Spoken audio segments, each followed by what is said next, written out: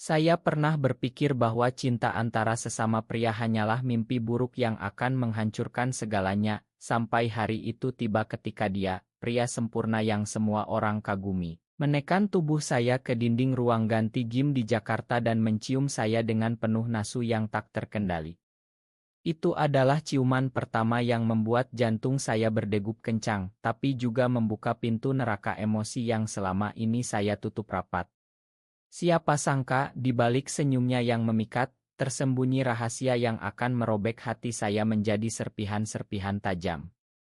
Hari itu dimulai seperti biasa di hiruk-pikuk ibu kota. Saya, seorang pemuda biasa bernama Arye, bekerja sebagai desainer grafis di sebuah agensi kecil di kawasan Sudirman.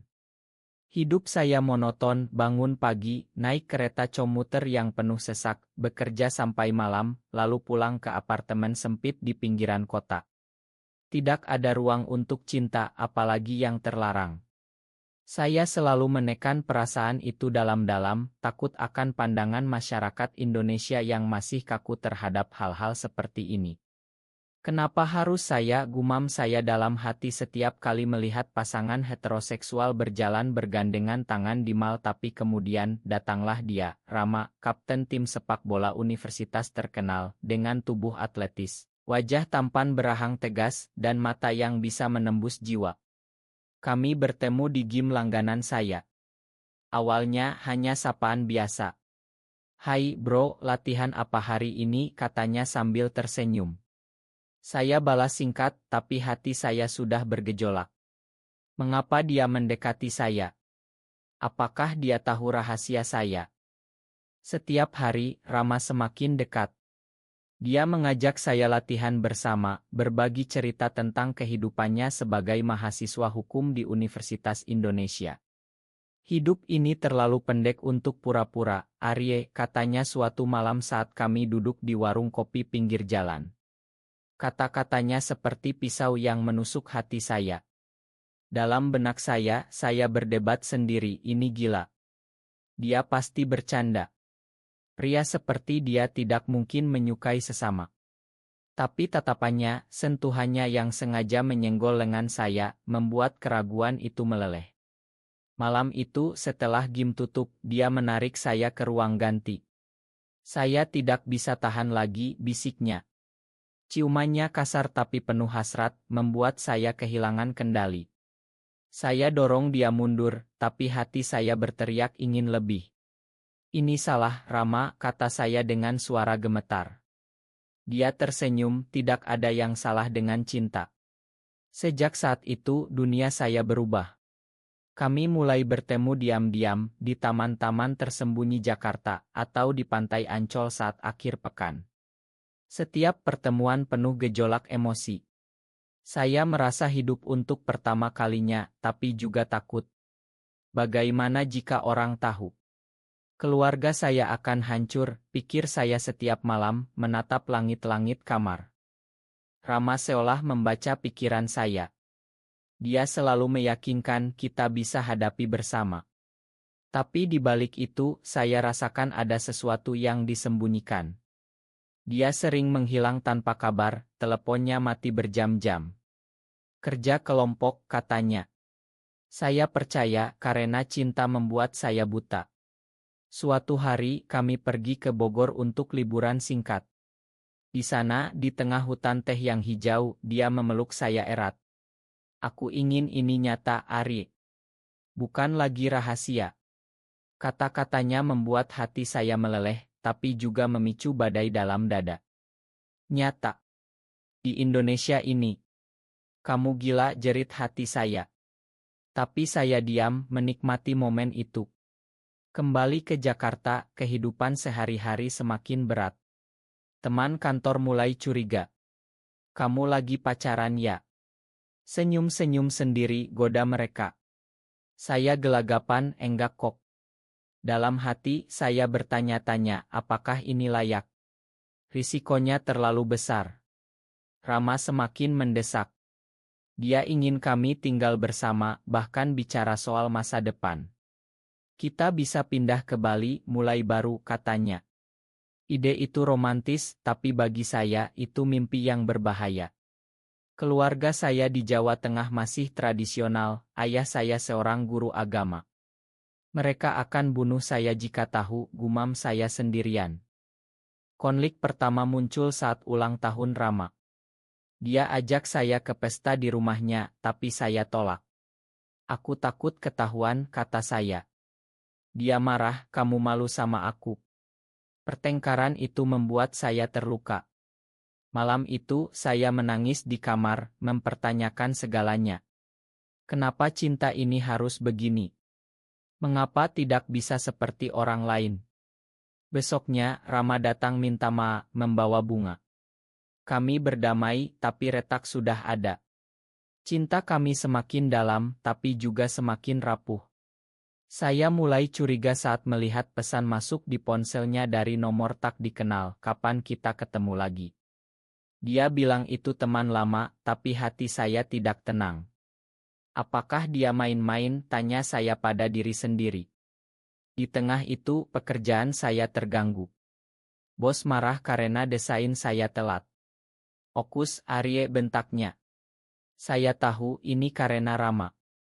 Dia menguasai pikiran saya sepenuhnya. Suatu malam, kami bertemu di Kai Aurit. Aku cinta kamu, katanya tiba-tiba. Kata itu membuat air mata saya menetes. Aku juga, balas saya. Tapi di dalam, saya berjuang, ini benar-benar cinta, atau hanya ilusi. Perlahan, Rama mulai menunjukkan sisi lain. Dia posesie, marah jika saya bicara dengan pria lain. Kamu milik aku, katanya. Itu manis awalnya, tapi kemudian menyesakkan. Saya merasa terkekang, tapi tak bisa lepas. Ini cinta atau penjara, tanya hati saya. Di saat seperti itu, saya ingat masa kecil di desa, ketika saya pertama kali sadar suka sesama. Kamu aneh, kata teman-teman. Trauma itu kembali membuat saya ragu. Tapi Rama ada di sana, memeluk saya. Kita kuat, katanya. Saya percaya, meski hati gelisah. Akhir ile ini, saya mulai merasakan badai akan datang. Kira-kira sarbu kata. Kegelapan mulai menyelimuti hati saya saat Rama semakin sering hilang. Teleponnya tak diangkat, pesan tak dibalas. Sibuk kuliah, katanya saat akhirnya muncul. Tapi matanya menghindar, membuat curiga semakin dalam. Apa yang kamu sembunyikan, Rama? Tanya saya dalam diam. Malam-malam saya habiskan sendirian, memutar ulang kenangan kami. Ciuman pertama itu, pelukan di Bogor, semuanya terasa manis tapi pahit sekarang. Saya coba fokus kerja, tapi pikiran melayang. Mungkin dia bosan, gumam saya. Di kantor, rekan kerja melihat perubahan saya. Kamu sakit? Tanya mereka. Saya geleng tapi dalam hati berteriak, sakit hati. Suatu hari, saya ikuti dia diam-diam setelah gym. Dia pergi ke sebuah kai di Tamrin, bertemu seorang wanita cantik. Mereka tertawa, tangan saling menyentuh. Jantung saya seperti dihantam palu. Pengkhianatan, jerit hati saya. Saya pulang dengan air mata, tapi tak berani konfrontasi. Malam itu, saya konfrontasi Rama di apartemennya. Siapa wanita itu? Tanya saya dengan suara gemetar. Dia terkejut, lalu marah. Kamu mata-matai aku, balasnya. Pertengkaran meledak. Dia teman Arye.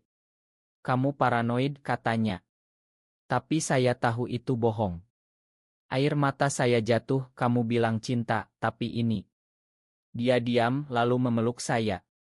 Ma, aku takut kehilangan kamu. Kami berdamai lagi, tapi luka semakin dalam. Kenapa aku bertahan? Tanya saya pada cermin. Jawabannya, karena cinta. Cinta yang membuat saya buta. Kami coba perbaiki, pergi ke Yogyakarta untuk liburan. Di sana, di Candi Prambanan, dia berlutut. Aku ingin kita resmi, Arye. Kawin di luar negeri jika perlu. Kata-katanya membuat hati saya berbunga, tapi juga panik. Resmi. Di Indonesia. Keluarga akan tahu, pikir saya. Tapi saya angguk, terbawa emosi. Kembali ke Jakarta, masalah datang bertubi. Ayah Rama, seorang pengusaha kaya, tahu tentang kami. Bagaimana? Saya tak tahu. Rama dipanggil pulang dan saat kembali, wajahnya pucat. Ayah marah besar. Dia ancam putus warisan jika aku lanjutkan ini. Katanya. Hati saya hancur. Jadi ini akhir, tanya saya. Dia geleng, tidak, aku lawan. Tapi saya lihat keraguan di matanya. Malam itu, saya menangis sendirian, mempertanyakan nilai saya. Aku hanya beban baginya. Konflik internal semakin hebat. Saya mulai menjauh, tapi Rama kejar. Jangan tinggalkan aku, katanya. Pertemuan kami semakin intens, penuh drama. Suatu hari, dia datang dengan luka di wajah. Ayah memukulku, katanya. Saya peluk dia, air mata campur aduk. Kita harus berhenti, kata saya. Tapi dia tolak, tidak, ini ujian cinta kita. Pengkhianatan sebenarnya terungkap saat saya temukan ponselnya tertinggal. Ada chat dengan wanita itu, aku harus nikah sama kamu, biar ayah senang. Tapi aku masih suka Ari. Jantung saya berhenti. Dia main dua kaki, jerit hati saya.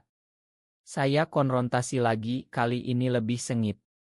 Kamu bohongi aku, teriak saya. Rama menangis, ini untuk selamatkan kita. Nikah pura-pura, lalu kita bisa bersama. Saya tertawa pahit, pura-pura. Kamu gila. Saya pergi, meninggalkannya. Malam itu, saya hancur. Kenapa cinta ini begini? Penuh dusta. Saya hubungi teman lama, cerita semuanya. Dia sarankan putus. Tapi hati saya masih cinta. Rama kejar saya ke kantor, di depan semua orang. Aku salah, Ari. Aku pilih kamu, katanya keras. Semua mata tertuju. Saya malu, tapi juga terharu. Kami berdamai lagi, tapi retak semakin lebar. Di tengah itu, keluarga saya datang ke Jakarta. Ibu curiga, kamu aneh akhir-akhir ini. Saya bohong, tapi hati gelisah. Jika mereka tahu apa yang terjadi. Rama dorong saya untuk jujur. Kita hadapi bersama. Tapi saya takut. Konflik mencapai puncak saat pesta pernikahan teman Rama. Di sana, wanita itu datang memeluk Rama. Saya marah, pergi. Rama kejar, itu cuma salam. Tapi saya tak percaya. Pertengkaran di mobil, hampir tabrakan. Kamu hancurkan hidupku, teriak saya. Dia diam, air mata menetes. Malam itu, kami pisah. Saya sendirian mempertanyakan segalanya.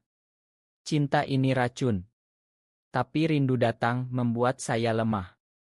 Emosi saya semakin bergolak setelah perpisahan itu. Setiap malam bayangan Rama menghantui. Kenapa aku masih cinta padanya, tanya saya pada bantal basah air mata.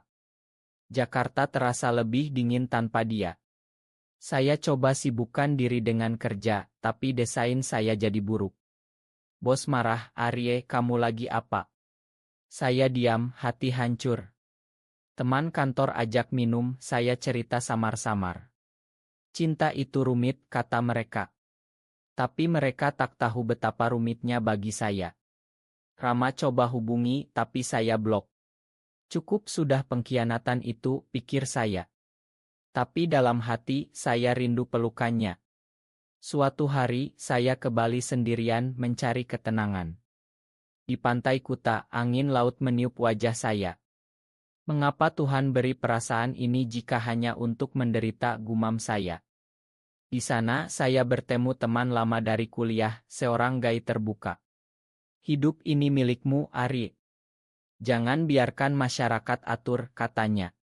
Kata-katanya menyentuh, tapi saya masih ragu. Kembali ke Jakarta, berita buruk datang. Rama akan nikah dengan wanita itu. Saya tahu dari media sosial. Hati saya seperti ditusuk.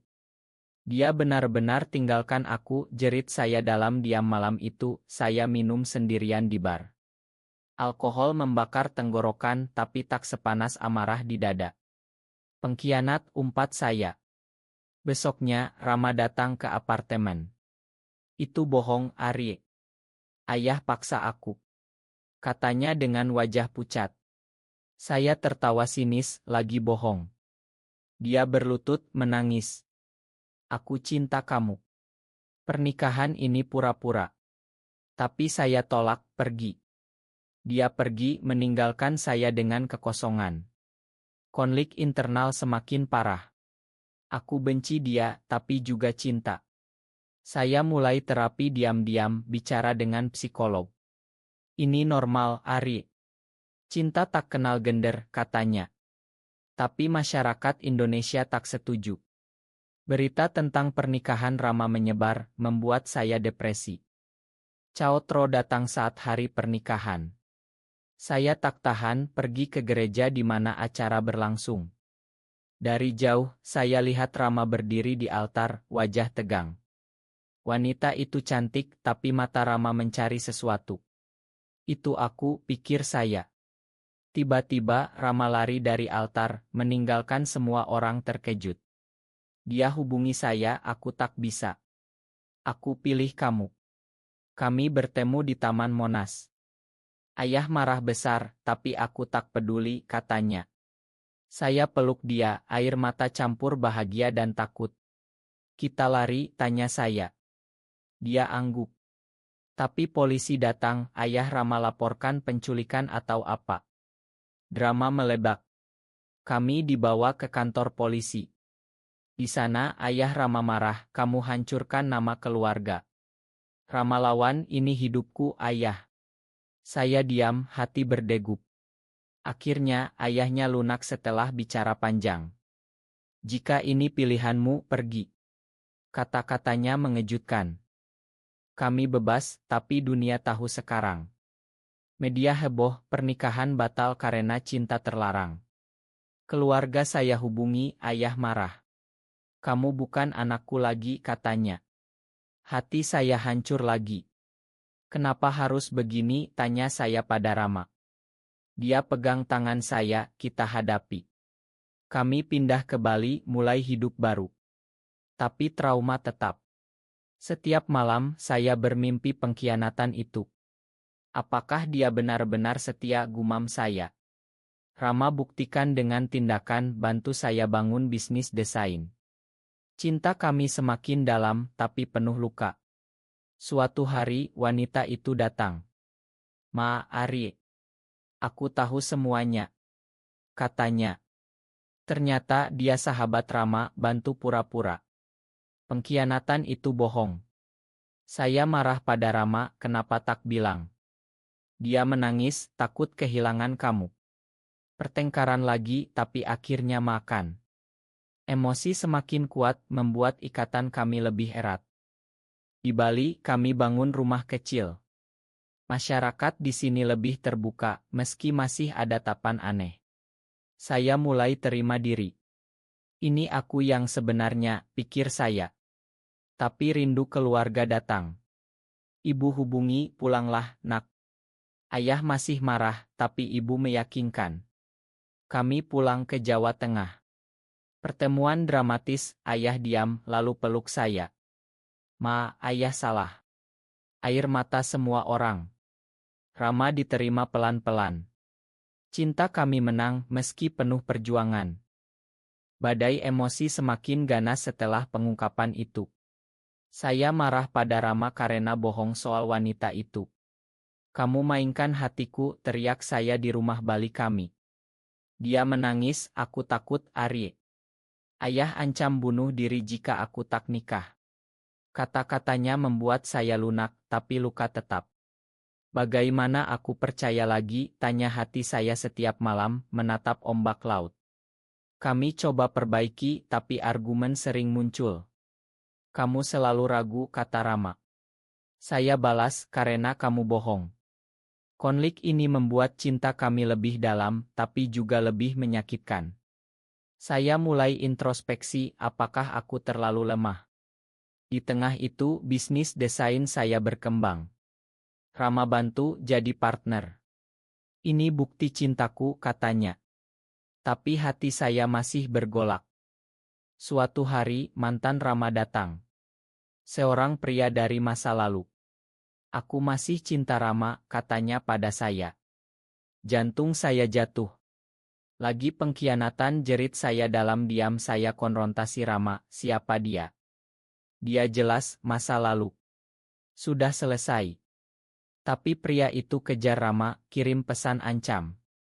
Drama meningkat. Kami harus lapor polisi. Di kantor polisi Bali, Rama pegang tangan saya erat. Kita lewati ini. Kata-katanya menyentuh, tapi takut tetap ada. Setelah itu kami lebih dekat. Cinta kami seperti api yang semakin panas setelah badai. Tapi trauma masa lalu muncul. Saya mimpi buruk tentang ayah yang usir saya. Bangun menangis, Rama peluk. Aku di sini, bisiknya. Emosi itu membuat saya sadar, cinta ini nyata. Kembali ke Jakarta untuk urusan bisnis, kami bertemu ayah Rama lagi. Dia sudah lunak, tapi masih kaku. Kalian bahagia, tanyanya. Rama angguk, ya ayah. Pertemuan itu penuh emosi. Ayah peluk Rama, lalu pandang saya. Jaga dia baik-baik. Kata-katanya membuat air mata saya menetes. Di sisi saya, keluarga mulai terima. Adik saya datang ke Bali, Kak, aku dukung. Tapi ayah masih ragu. Suatu malam, ayah hubungi. Pulang, bicara. Kami pergi. Di rumah desa, ayah cerita masa mudanya. Aku pernah punya teman seperti kalian. Dia mati karena tak diterima. Kata-katanya menyentuh. Ma, nak. Kami pelukan, air mata banjir. Rama di sana jadi bagian keluarga. Tapi ujian terakhir datang. Rama sakit parah, kanker. Berita itu seperti petir. Kenapa sekarang, jerit saya.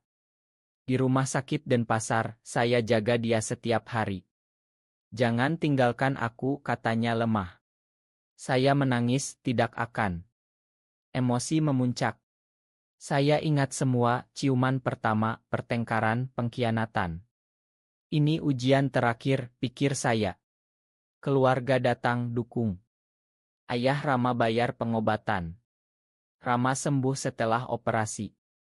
Terima kasih, Ari. Kamu kekuatanku. Katanya. Setelah itu, cinta kami lebih kuat. Kami nikah simbolis di pantai, hanya kami dan teman dekat.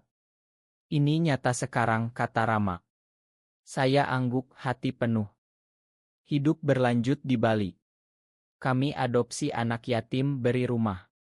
Masyarakat mulai terima, meski lambat.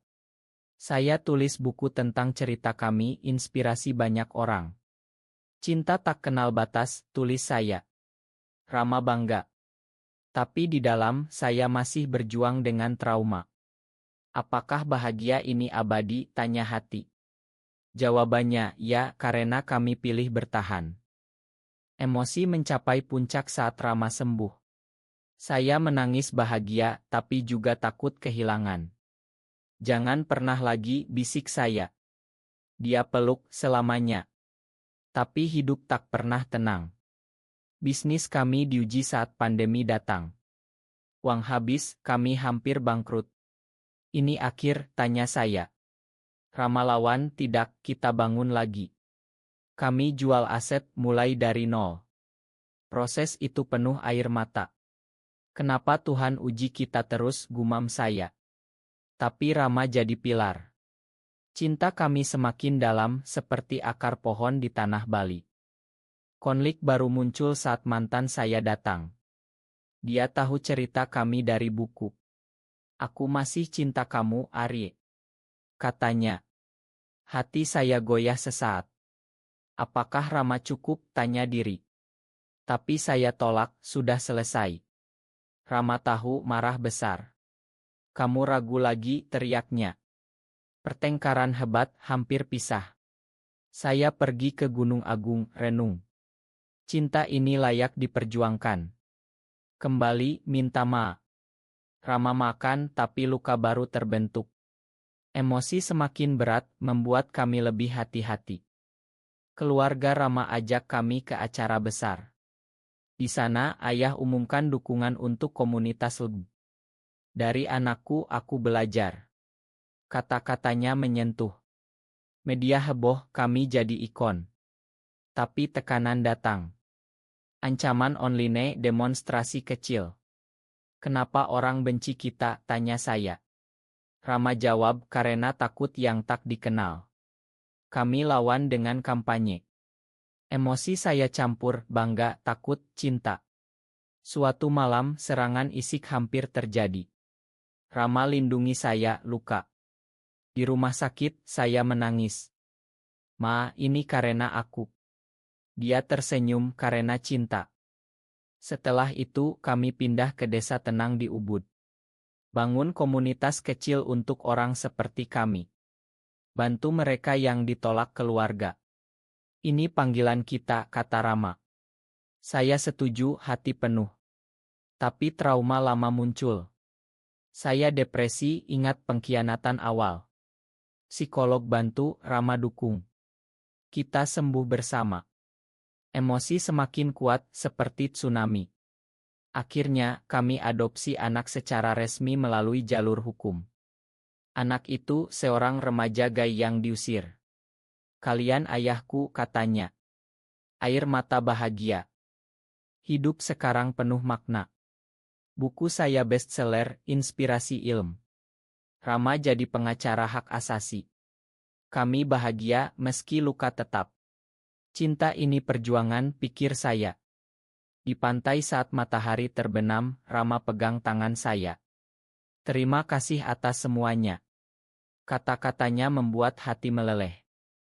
Puncak emosi datang saat anak angkat kami, Budi, cerita trauma masa lalunya.